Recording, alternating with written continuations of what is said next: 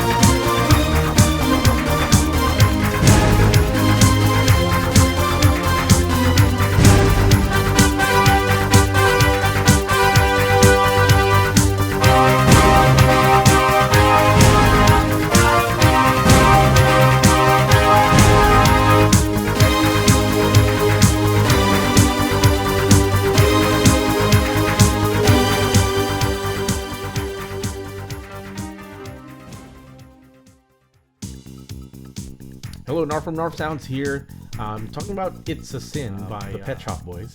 And what I did in the demo, I played scene 1 and scene 8 because I wanted the drums for scene 8. But if you're playing it in a live situation, you'd be wanting to use scene 1 and scene 2.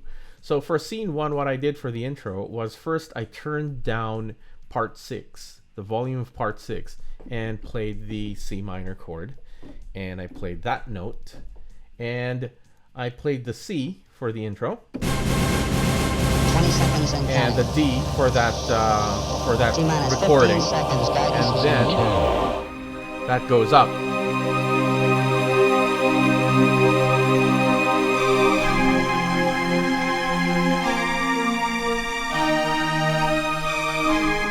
And when you do that part, you can also hit these notes harder. So if you play it softly, it's more strings. If you play it harder, you hear the choir or the vocal. Okay.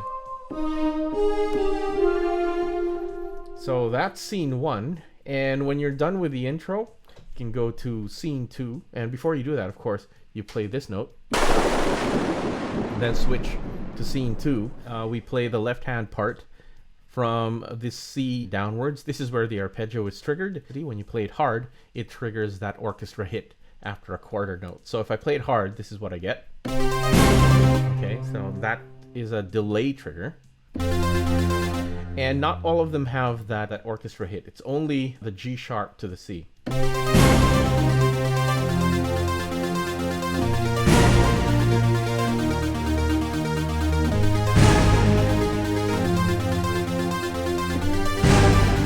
When you play it lightly, it's all just strings.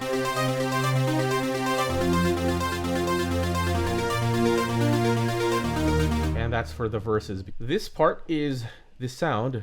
And also it's velocity triggered. If I play it lightly, it's all strings.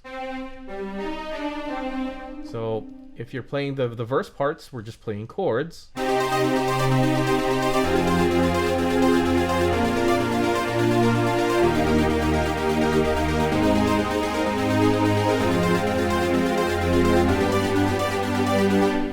This is the theme synth.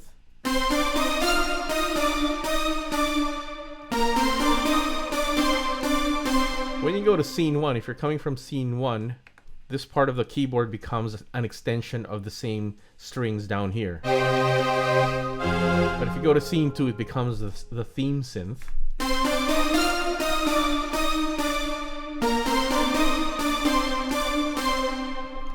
And up here we have the brass sounds. Now there's two zones. One is this part, which is brass, and again that choir sound. And up here is just that brass sound. This part I actually forgot to show in the demo video, but when you play this part on the right hand, you also play the sound effects on the C sharp, and it goes like something like this.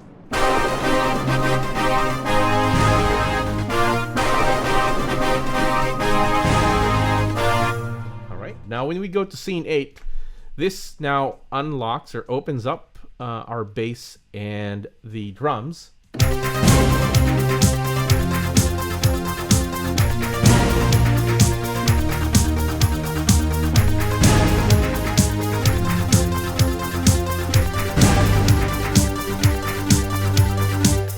So if I were to solo this, it's just a 2-bar loop, so no fill-ins. It's just to have something to back you up as you have fun with it. So that's what that sounds like. Part 7 has a DX7 bass, so this is the bass 1, and that's exactly what's in the recording. And you have the option of turning that on during live play as well, so you can just unmute that if you want. You can play that along with the arpeggios.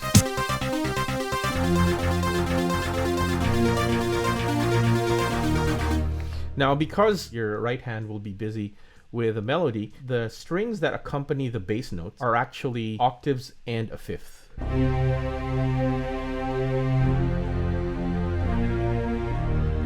So there's minimal effort to actually create the chord if you can't, because yeah, your right hand's going to be busy, and you do have to trigger these notes as single notes.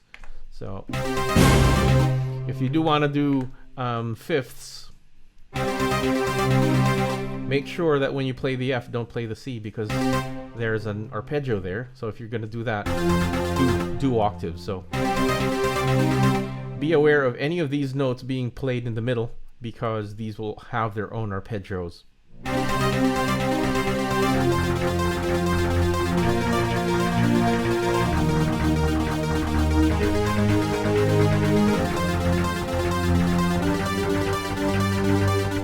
There you go, that's It's a Sin by the Pet Shop Boys. Thanks so much for getting set 10 of the favorite covers pack. See ya.